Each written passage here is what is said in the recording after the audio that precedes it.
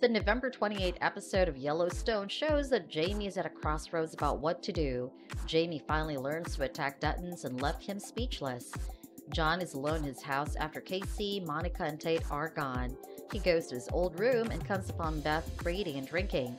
The father and daughter have a deep conversation. Monica thanks Casey for bringing her there. Also, Rainwater helps Tate with his PTSD after the attack.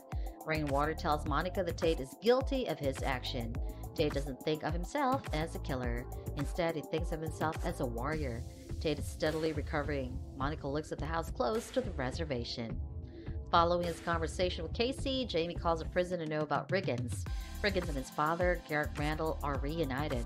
Jamie makes a decision. He decides to offer Riggins immunity if he tells the truth about the attack on the Dutton family. Will he spill the truth to Jamie? Jamie asks Riggins if he knows who Garrett Randall is. He asks Riggins if Garrett tries to kill the Dutton family. Jamie is stunned when Riggins tells him that Garrett was involved in the attack on the Duttons. Garrett brought Christina back. There's one person, Lloyd, who doesn't have good terms with Rip. Things are not good between Lloyd and Rip. Despite that, Lloyd finds a purpose in his life and starts teaching Carter a few things. Jimmy wakes up outside a stable of 4-6s and finds a man next to him. The man gives Jimmy some advice about the next chapter. Jimmy begins to start a new life. John and Casey are forced to deal with some newcomers in town. Casey gets involved with one of the protesters and pulls out a gun. Summer and other protesters begin to film Casey. The situation gets worse, and John is called in. He brings Ryan along with him. Sheriff Haskell stands that Casey did things by the book and used justified force.